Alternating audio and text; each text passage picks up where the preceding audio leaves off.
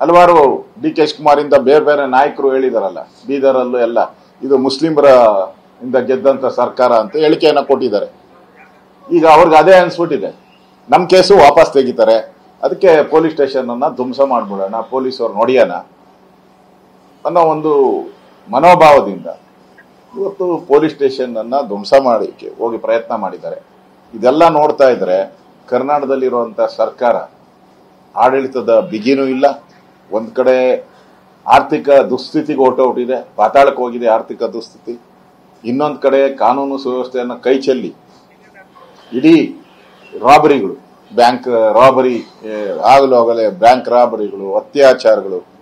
ನೆನ್ನೆ ಯಾವುದೋ ಭದ್ರಾವತಿಯಲ್ಲಿ ಮರಳು ಮಾಫಿಯಾನ ತಡೆಯಕ್ಕೋದ್ರೆ ಅಧಿಕಾರಿಗಳನ್ನ ಅವ್ಯಾಚ ಶಬ್ದಗಳಿಂದ ಬೈದಿರೋಂಥದ್ದು ಕಾಂಗ್ರೆಸ್ಸಿನ ನಾಯಕರುಗಳು. ಇಲ್ಲಿ ನೋಡಿದ್ರೆ ಇವತ್ತು ಮೈಸೂರಲ್ಲಿ ಈ ಘಟನೆ. ಮತ್ತೆ ಯಾರಿಗೂ ಕರ್ನಾಟಕದಲ್ಲಿ ಪೊಲೀಸ್ ಇದ್ದಾರೆ, ಪೊಲೀಸ್ ಇಲಾಖೆ ಇದೆ ಅಂತ ಅನ್ಸ್ತಾ ಇಲ್ಲ. ಮತ್ತೆ ಪೊಲೀಸರಿಗೂ ಅನ್ಸ್ಬಿಟ್ಟಿದೆ, ನಾವೇನ ಈ ಮುಸ್ಲಿಂ ಮೂಲಭೂತವಾದಿಗಳ ಮೇಲೆ ಕ್ರಮ ತೆಗೆದುಕೊಂಡ್ರೆ ನಾವು ಕೇಸ್ ಹಾಕಿದ್ರೆ ಅದಕ್ಕೆ ಕೇಸ್ಗೆ 3 ನಯಾ ಪೈಸದ ಬೆಲೆ ಇರಲ್ಲ. ಆ FIRಗೆ ಯಾವುದೇ ರೀತಿ ಕಿಮ್ಮತ್ತಿರಲ್ಲ, ಕವಡೆ ಕಾಸಿನ ಕಿಮ್ಮತ್ತು ಇಲ್ಲ. ಸುಮ್ಮನೆ FIR ಹಾಕೋದು ಯಾಕೆ, ಅವ್ರನ್ನ ಅರೆಸ್ಟ್ ಮಾಡೋದು ಯಾಕೆ ಅನ್ನೋ ಕೈ ಚೆಲ್ಲಿ ಇವತ್ತು ಪೊಲೀಸರು ಕೂತಿದ್ದಾರೆ. ಯಾಕಂದ್ರೆ ಅವ್ರ ಮೇಲೆ ಇದ್ದಂತ ಕೇಸ್ಗಳೆಲ್ಲ ವಾಪಸ್ ಪಡಿತಾ ಇರೋವಂಥದ್ದು ಅವ್ರಿಗೆ ಕಮ್ಮಕ್ ನೀಡದಂಗಾಗಿದೆ ಈ ಎಲ್ಲಾ ಘಟನೆಗಳಿಂದ. ಹುಬ್ಬಳ್ಳಿಯಲ್ಲಿ ಕೇಸ್ ವಾಪಸ್ ತಗೊಂಡಿರೋದ್ರಿಂದನೇ ಇವತ್ತು ಇಡೀ ಕರ್ನಾಟಕದಲ್ಲಿ ಈ ತರ ದೊಂಬಿ ಗಲಭೆ.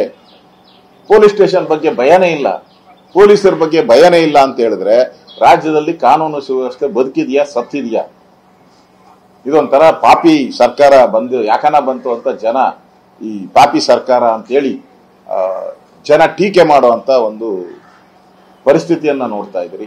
ಅಂದ್ರೆ ಒಟ್ಟಾರೆ ಕರ್ನಾಟಕದಲ್ಲಿ ಈ ಒಂದ್ ಕಡೆ ಬೆಲೆ ಏರಿಕೆ, ಒಂದ್ ಕಡೆ ಮೆಟ್ರೋ, ಒಂದ್ ಕಡೆ ಬಸ್ ದರ ಏರಿಕೆ, ಪೆಟ್ರೋಲು, ಡೀಸೆಲ್, ಹಾಲು, ಒಂದ್ ಕಡೆ ಬೆಲೆ ಏರಿಕೆ, ಇನ್ನೊಂದ್ ಕಡೆ ಕಾನೂನು ಸುವ್ಯವಸ್ಥೆ, ದರೋಡೆ, ಮೋಸ, ವಂಚನೆ, ಅತ್ಯಾಚಾರ, ಇನ್ನೊಂದ್ ಕಡೆ ಪೊಲೀಸರ ಸ್ಟೇಷನ್ಗಳನ್ನ ನುಗ್ಗಿ ಪೊಲೀಸರನ್ನ ಹೊಡೆಯುವಂಥದ್ದು.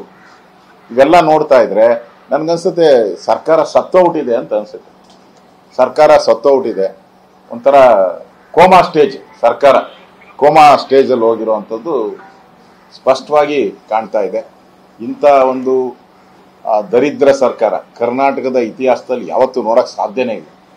ಆ ರೀತಿಯಾದಂಥ ಒಂದು ಕೆಟ್ಟ ಸಂಸ್ಕೃತಿಗೆ, ವೋಟ್ ಬ್ಯಾಂಕ್ಗೋಸ್ಕರ, ವೋಟ್ ಪಾಲಿಟಿಕ್ಸ್ಗೋಸ್ಕರ ಇಡೀ ಸರ್ಕಾರವನ್ನೇ ಹಾಳು ಮಾಡ್ತಾ ಇರುವಂತ ಒಂದು ಕಾಂಗ್ರೆಸ್ಸಿನ ನೇತೃತ್ವದ ಸಿದ್ದರಾಮಯ್ಯ ನೇತೃತ್ವದ ಸರ್ಕಾರಕ್ಕೆ ಜನ ಇಡೀ ಶಾಪವನ್ನು ಹಾಕ್ತಾ ಇದ್ದಾರೆ.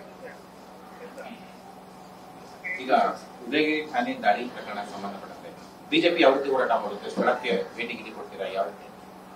ನಾನು ಯಾಕಂದ್ರೆ ಹುಬ್ಬಳ್ಳಿಯಲ್ಲಾದಾಗೆ ಜನ ಭಯಭೀತರಾಗೋಗಿದ್ರು. ಈಗ ಮೈಸೂರಲ್ಲಿ ಇರ್ತಕ್ಕಂಥ ಹಿಂದೂಗಳ ರಕ್ಷಣೆ ಮಾಡುವಂಥದ್ದು ನಮ್ಮೆಲ್ಲರ ಜವಾಬ್ದಾರಿ. ಅದಕ್ಕೆ ನಾನು ಕೂಡ ಹೋಗ್ಬೇಕು ಅಂತ ಮಾತಾಡ್ತಾ ಇದ್ದೀನಿ. ನಾನು ನಮ್ಮ ಅಲ್ಲಿ ಪಕ್ಷದ ಕಾರ್ಯಕರ್ತರ ಜೊತೆ, ಮುಖಂಡರ ಜೊತೆ ಮಾತಾಡಿ ಆ ಸ್ಥಳದಲ್ಲಿ ಶಾಂತಿಯ ವಾತಾವರಣ ಮೂಡಬೇಕಾಗಿದೆ, ಶಾಂತಿ ಕಾಪಾಡಬೇಕಾಗಿದೆ. ಈಗ ಪೊಲೀಸರು ಕೈ ಚೆಲ್ಲಿ ಕೂತಿರೋದ್ರಿಂದ, ಕಾನೂನು ಸುವ್ಯವಸ್ಥೆ ಹದಗೆಟ್ಟೋಗಿರೋದ್ರಿಂದ, ಯಾಕಂದ್ರೆ ಅವ್ರಿಗೆ ಭಯ, ಈ ಕೇಸ್ಗಳನ್ನ ಮತ್ತೆ ನಾವು ಏನೇ ಕೇಸ್ ಹಾಕಿದ್ರು ವಾಪಸ್ ತೆಗೆದು ಬಿಡ್ತಾರೆ ಅನ್ನೋ ಭಯದಿಂದ ಪೊಲೀಸರು ಕೂಡ ಹಿಂಜರಿಕೆಯನ್ನು ಮಾಡ್ತಾ ಇದ್ದಾರೆ.